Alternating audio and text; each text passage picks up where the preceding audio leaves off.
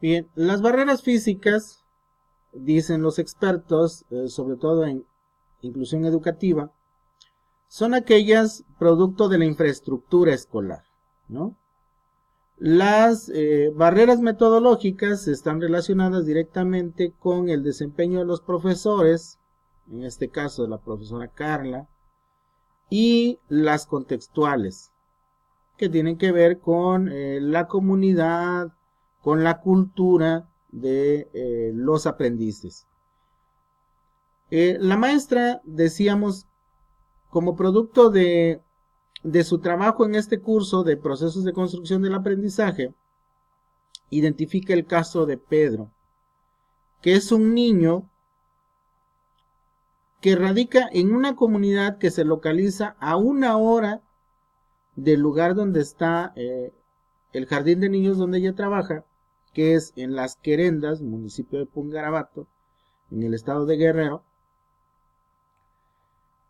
Y el niño viaja todos los días 1 hora, es decir, se levanta a las 7 de la mañana, la mamá lo baña, lo arregla, lo monta en un burrito y lo lleva al jardín de niños.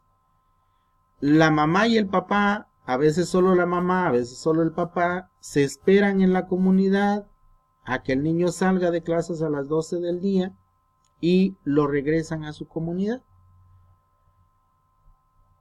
La pregunta es, ¿por qué este niño viaja 1 hora para poder venir al preescolar a ser atendido por la maestra Carla?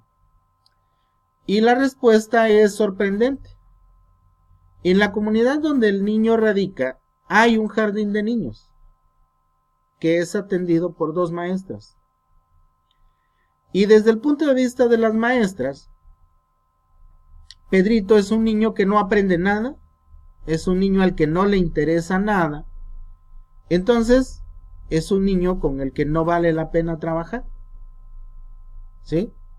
Aquí tenemos barreras metodológicas porque las maestras no pudieron hacer que el alumno se interesara en sus actividades.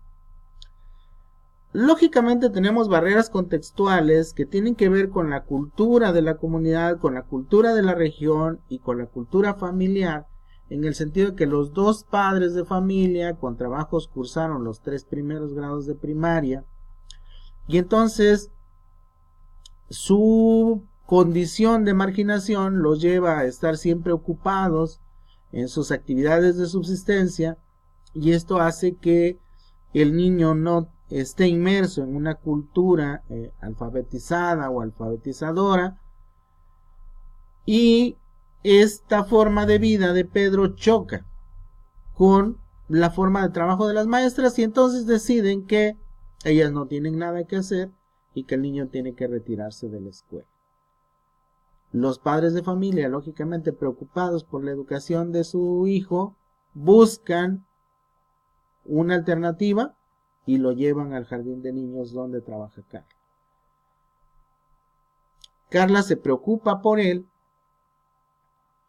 y se da cuenta que efectivamente, ¿no? Efectivamente Pedro es un niño tímido, Pedro es un niño que pareciera que oye lo que la maestra dice, bueno, que lógicamente escucha lo que la maestra dice, pero que los saberes que le brinda el espacio escolar no atrapan el interés del estudiante, ¿no? Carla también se ve rebasada o se siente rebasada por esta situación y no sabe qué hacer. Yo le comento una experiencia que tuvimos también en esa región, en otra comunidad que se denomina Arcelia, con una maestra de primer año, en una escuela también de alta marginación, donde me decía, ¿sabe qué, maestro? Es que mis alumnos no pueden aprender, no les interesa. Yo les propongo actividades y ellos las hacen porque los regaño, las hacen porque les castigo, pero este asunto de la lectura no les interesa. Y entonces yo le preguntaba, a ver, Ruth se llama la maestra, cuando tú le propones al alumno que lea, ¿qué palabras le propones que lea? Y me dice, por ejemplo, la palabra manzana por ejemplo, la palabra pelota, donde hay que trabajar a partir del método el método global de análisis estructural, donde se le presenta al alumno una oración, la manzana es roja, hay que descomponer la oración, identificar la palabra clave con la que se va a trabajar y luego descomponerla en sílabas. Y entonces resulta que a los niños no les interesa trabajar con la palabra manzana ni tampoco con la palabra pelota. Y entonces le preguntaba a Ruth, a ver Ruth, ¿te has preguntado esos niños cuántas veces en su vida han comido una manzana roja? Como la que está dibujada en tu libro o como la que está en el material que compras en la papelería. ¿Qué representa para los niños esa manzana roja? Lo mismo te pregunto con la pelota. ¿Qué representa para los niños esa pelota? ¿Cuántas veces han jugado ellos con una pelota con esas características que tú les presentas? Cuando mucho han jugado con una pelota ponchada que se encontraron tirada en la calle y que con trabajos corre porque se va atorando, ¿no?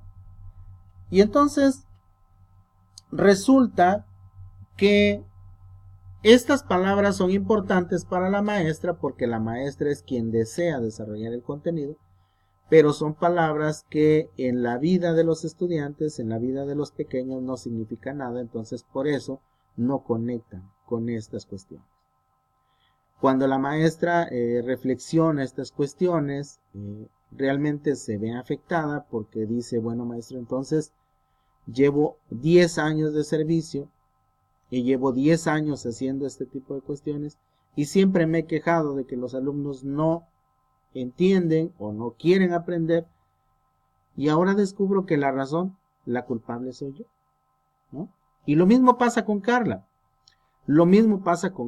Resulta que los programas de educación básica son desarrollados a nivel nacional y entonces son desarrollados por un conjunto de expertos que se reúnen por cuestiones presupuestales con docentes que trabajan principalmente en el medio urbano y que están construidos sí sobre la base de algunos argumentos cognitivos o muchos argumentos cognitivos disciplinares, pero están alejados de los contextos marginados como estos que les comento.